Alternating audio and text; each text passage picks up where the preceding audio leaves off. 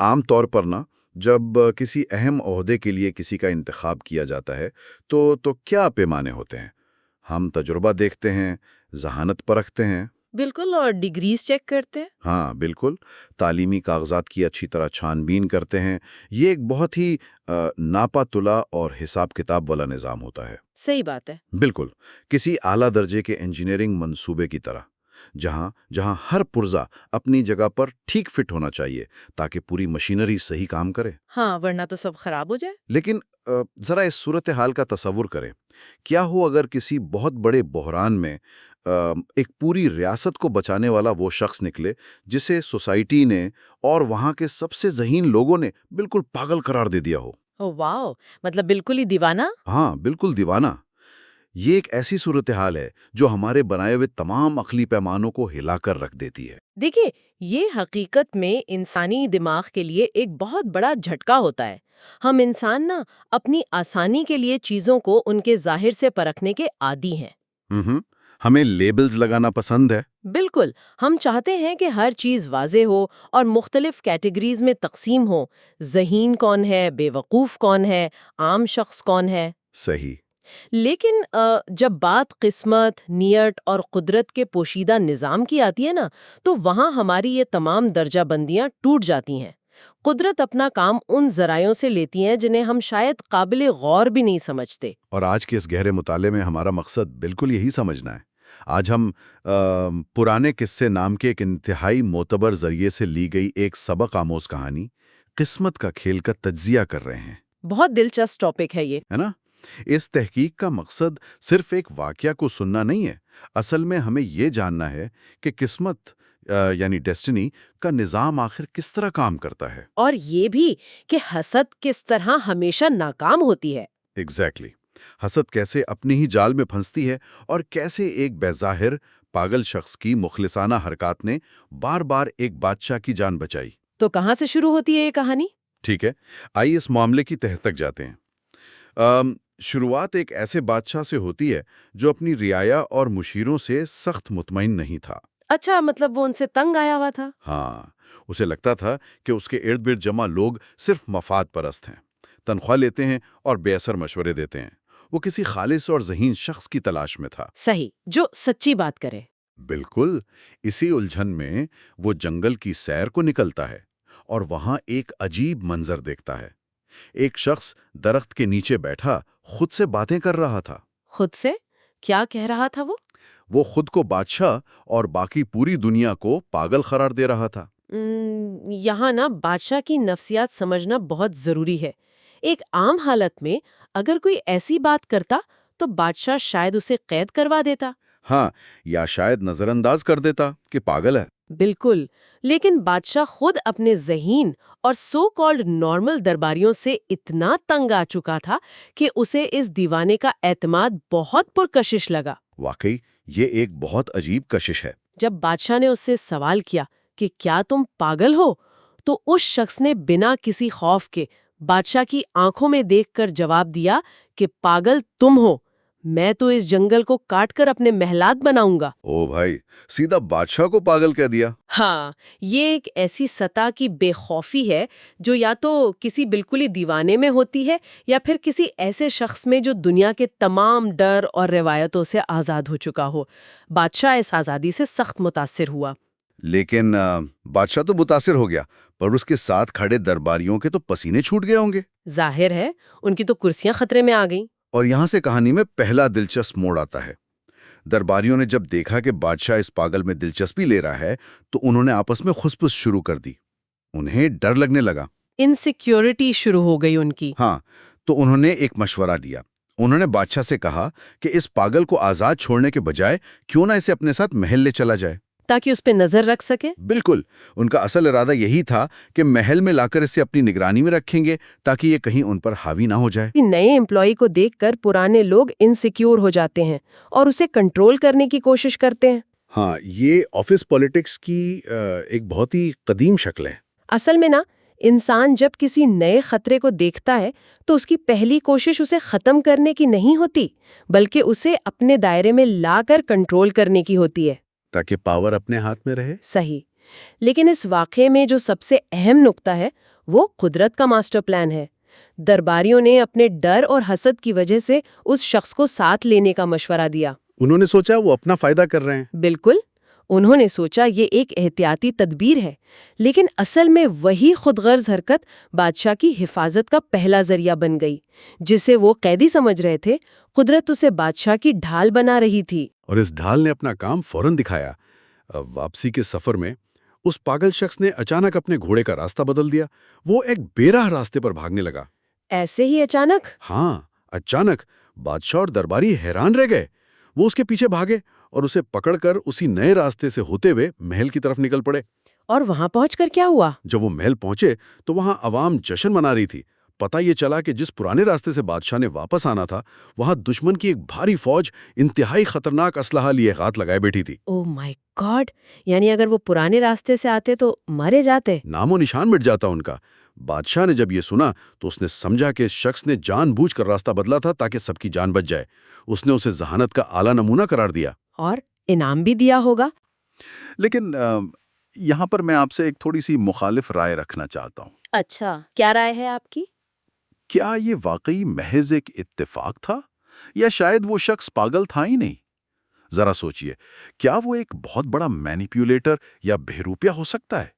آپ کہہ رہے ہیں کہ وہ ناٹک کر رہا تھا؟ ہاں، مطلب جان بوجھ کر پاگل بننے کا ناٹک، تاکہ کوئی اسے خطرہ نہ سمجھے اور اسے شاید پہلے سے دشمن کے حملے کی خبر ہو۔ اگر ہم انسانی فطرت اور کہانی کے حقائق کو غور سے دیکھیں نا، تو آپ کا یہ سوال بہت لازمی لگتا ہے۔ رائٹ، یہ پاسبل لگتا ہے۔ لیکن تحقیق یہ بتاتی ہے کہ کسی بھی ماسٹر مینیپولیٹر کو ایسی مقامیت حاصل کرنے کے لیے لمبی منصوبہ بندی چاہیے ہوتی ہے۔ اس شخص کا جنگل میں اکیلے بیٹھ کر خود سے باتیں کرنا یہ خفیہ اہلکار کی نشانیاں نہیں ہیں۔ تو پھر کیا تھا وہ؟ اس کے اندر ایک خالص پن تھا۔ اس میں دنیاوی مکاری یا سچویشن کو کنٹرول کرنے کی خواہش نہیں تھی۔ مطلب وہ واقعی صاف دل تھا۔ بالکل، اور یہی اس پورے نظام کی خوبصورتی ہے۔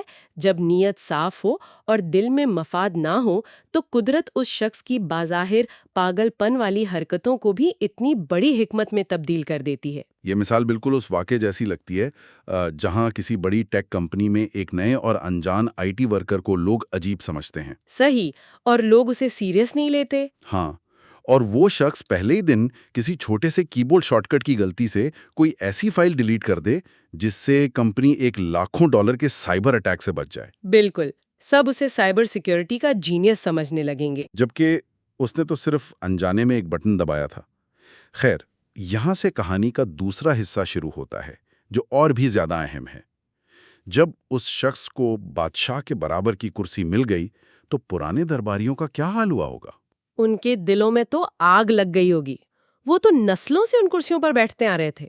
بالکل، ان کے دنوں میں حسد کی آگ بھڑک اٹھی۔ یہاں سے ٹکراؤ پیدا ہوتا ہے اور وہ درباری اس پاگل کے خلاف باقاعدہ سازشوں کا جال بننا شروع کرتے ہیں۔ اور میں نے جب یہ سازشیں پڑھی تو میں حیران رہ گیا۔ کیوں؟ کیا کیا انہوں نے؟ ان کی پہلی سازش کتنی بچکانہ تھی۔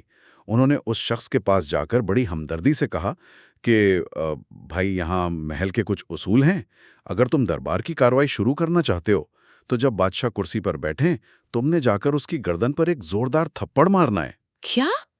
تھپڑ؟ ہاں، انہوں نے کہا کہ بادشاہ اس نئے انداز سے بہت خوش ہوگا۔ مجھے سمجھ نہیں آئی کہ اتنے ذہین اور تجربہ کار لوگ ایسی بے وقوفانہ سازش کیوں کر رہے تھے۔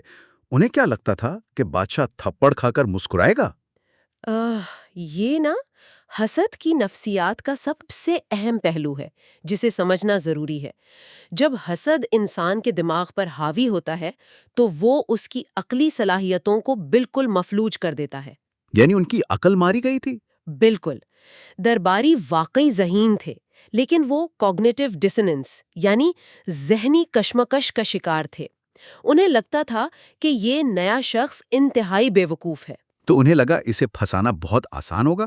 ہاں، اس لیے اسے پھنسانے کے لیے کسی بڑی منصوبہ بندی کی ضرورت نہیں ہے۔ انہوں نے اس پاگل کے بھولے پن کو ہی اپنا ہتھیار بنانا چاہا۔ وہ بھول گئے کہ وہ شخص پہلے ہی بادشاہ کو بچا چکا ہے۔ انہوں نے سوچا ہوگا کہ تھپڑ پڑے گا اور بادشاہ اسے مروا دے گا۔ صحیح، ان کی توقع یہی تھی کہ بادشاہ فوراً اس پاگل کا سر قلم کروا دے گا اور ان کا راستہ صاف ہو جائے گا۔ اور اس بیچارے نے ان کی بات مان بھی لی۔ اس نے سوچا یہ درباری کتنے اچھے دوست ہیں جو اسے ٹپس دے رہے ہیں۔ اگلے دن دربار لگا۔ بادشاہ کرسی پر بیٹھا۔ اور اس نے تھپڑ مار دیا۔ اس نے پوری طاقت سے آگے بڑھ کر بادشاہ کی گردن پر ایسی زوردار تھپڑ رسید کی کہ بادشاہ کا تاج ہوا میں اچھل کر دور زمین پر جا گرا۔ پورا دربار سناٹے میں آ گیا۔ باپ رے، درباری تو خوش ہو رہی ہوں گے اندر سے۔ ہاں، انہوں نے سوچا اب اس کا سر دھڑ سے الگ ہوگا، لیکن پھر قدرت کا کھیل سامنے آیا۔ تاج جیسے ہی زمین پر گرا، اس کے بالکل نیچے سے ایک انتہائی زہریلا بچھو نکل آیا۔ او مائی، زہریلا بچھو جی تاج کے اندر؟ ہاں، یہ بچھو بالکل اس جگہ تھا جہاں بادشاہ کا سر تاج سے جڑا ہوا تھا۔ بادشاہ کو فوراً حقیقت سمجھ آ گئی۔ اگر وہ تاج ایک پل بھی اور سر پر رہتا تو بچھو سے ڈس لیتا۔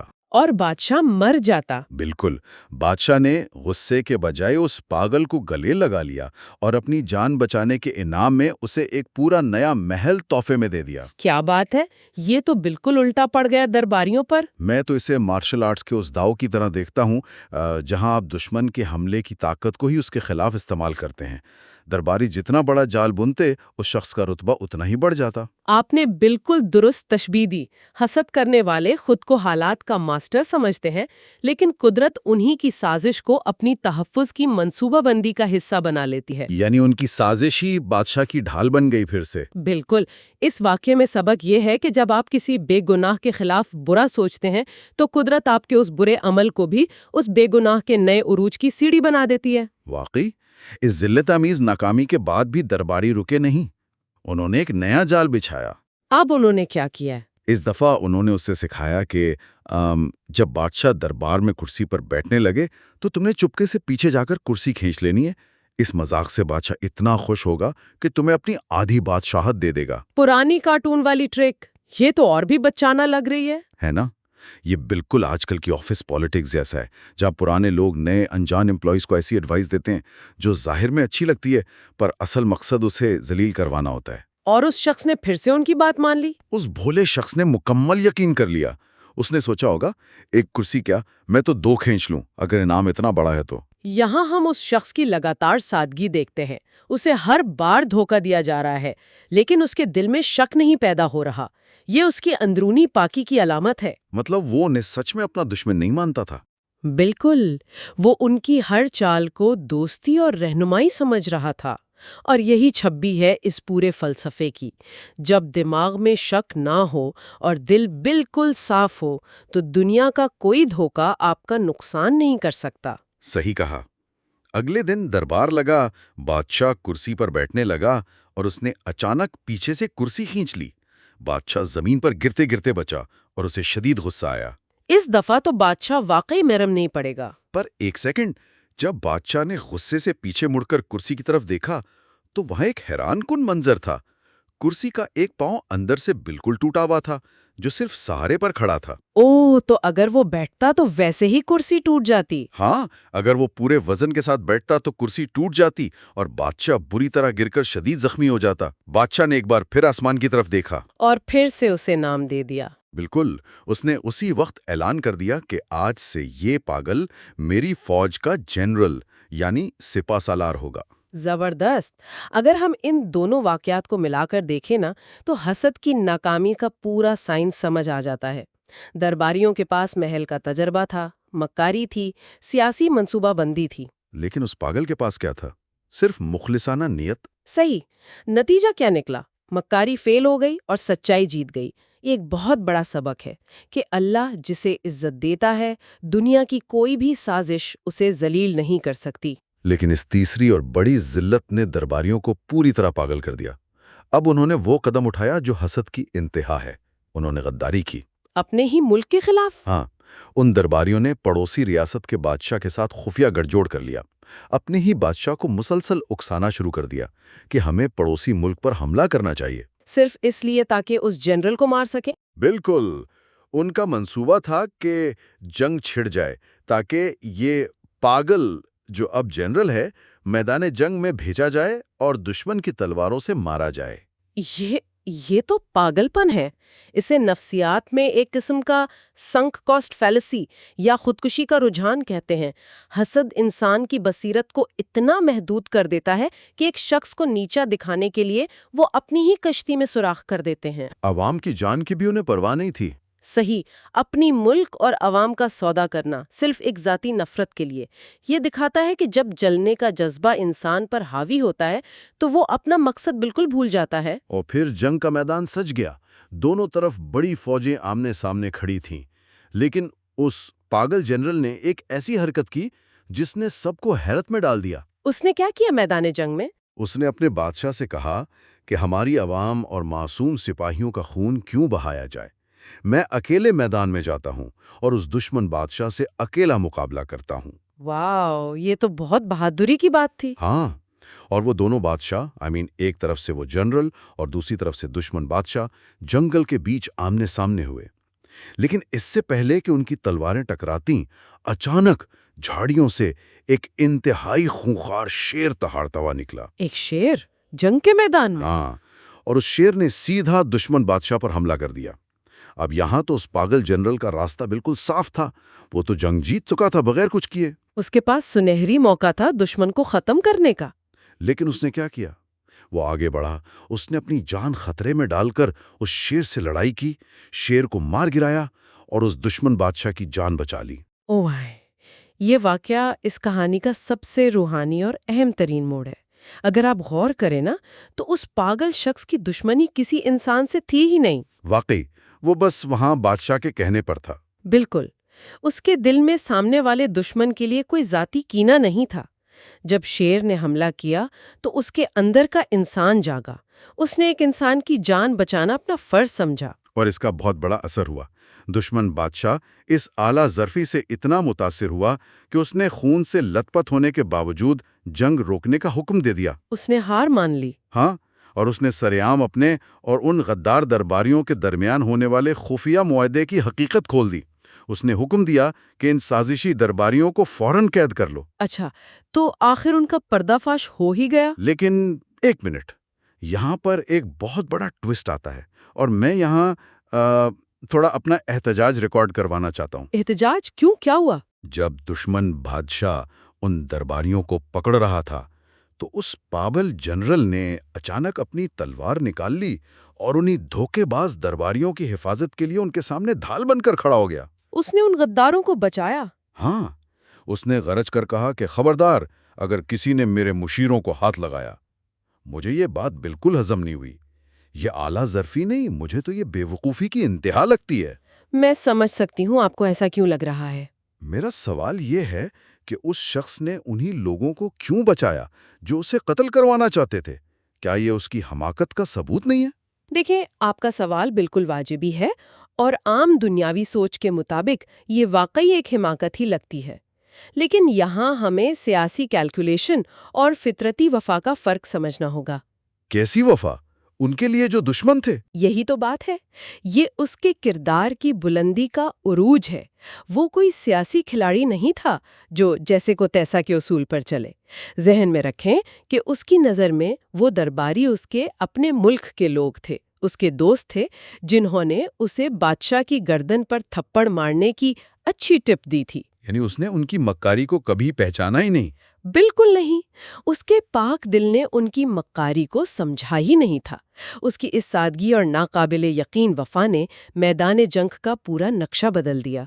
دشمن بادشاہ نے دیکھا کہ یہ ایک ایسا انوکھا شخص ہے جو اپنوں کے لیے اپنی جان دینے کو تیار ہے، چاہے وہ غدار ہی کیوں نہ ہو۔ یہ ایک نیا زاویہ ہے جس نے واقعی مجھے سوچنے پر مجبور کر دیا۔ اس خالص وفا کا جو نتیجہ نکلا وہ تاریخی تھا۔ کیا نتیجہ نکلا؟ دونوں ریاستیں دوست بن گئیں۔ نہ صرف دوستی اور امن قائم ہوا، بلکہ اصلی بادشاہ اس قدر متاثر ہوا کہ اس نے اپنی بیٹی کی شادی اس پاگل جنرل سے کر دی۔ یعنی جنگل کا ایک انجان شخص ریاست کا داماد اور سب سے طاقتور ترین فرد بن گیا۔ اور اس مقام پر آ کر جب سازشیں اپنی موت آپ مر گئیں تو دربار میں ایک بہت ہی گہری حکمت کی آواز اٹھی۔ جب ان مفاد پرست درباریوں کو شرمندگی کا سامنا کرنا پڑا تو ان میں سے ایک ضعیف اور نرم دل بزرگ درباری سامنے آیا۔ ہاں ہاں، مجھے وہ حصہ بہت پسند آیا۔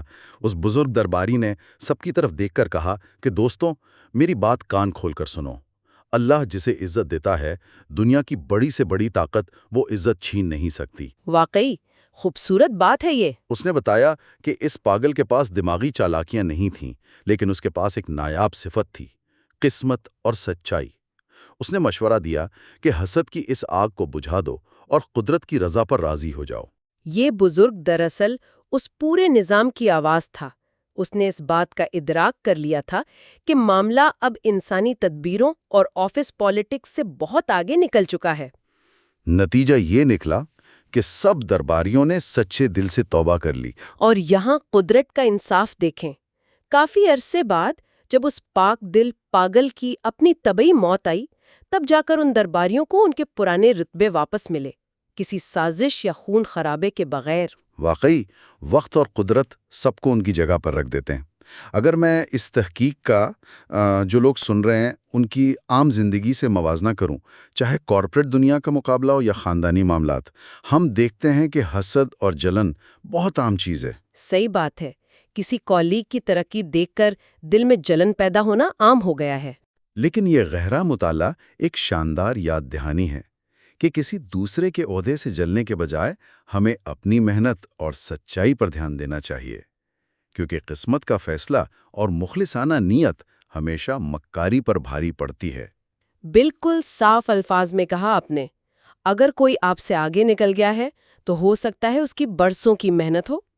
حسد کی آگ کسی دوسرے کو نہیں جلاتی، یہ صرف حسد کرنے والے کو کھوکھلا کرتی ہے۔ تو آج کے اس دلچسپ سفر کو یہاں سمیٹتے ہیں۔ ہم نے دیکھا کہ کیسے جنگل کے ایک انجان شخص کا سفر طے ہوا اور کیسے قسمت نے ہر سازش کو دھول میں ملا دیا۔ اور نیت کی پاکی ہر سازش اور ہر برچھی سے بھاری ڈھال ثابت ہوئی۔ ایک بہت ہی خوبصورت خیال۔ لیکن اس بحث کو ختم کرنے سے پہلے میں آپ سب کے ذہن میں ایک آخری اور تھوڑا سا الجھا دینے والا سوال چھوڑنا چاہتا ہوں۔ اچھا، کیا سوال ہے؟ ذرا سوچئے، اگر اس دن جنگل میں وہ حسد سے بھرے درباری اس پاگل کو اپنے ساتھ محل آنے کا مشورہ ہی نہ دیتے، اگر وہ اسے وہیں چھوڑ آتے، تو کیا بادشاہ دشمن کی فوج اس زہریلے بچھو اور اس ٹوٹی کرسی سے بچ پاتا؟ یہ تو سوچنے والی بات ہے۔ کیا قدرت نے اس مخصوص شخص کو جنگل میں مخصوص طور پر اس لیے ہی بٹھایا تھا تاکہ وہ بادشاہ کی تقدیر کی ڈھال بن سکے؟ کیا یہ محض ایک اتفاق تھا یا سب کچھ پہلے سے ہی آسمانوں پر لکھا جا چکا تھا؟ یہ ایک ایسا سوال ہے جو واقعی سوچوں کے نئے دروازے کھولتا ہے۔ اور اس کے ساتھ ہی ہمارا آج کا یہ گہرا مطالعہ اپنے آخری مقام تک پہنچتا ہے۔ امید ہے اس سفر میں ہماری تحقیق آپ کو پسند آئی ہوگی۔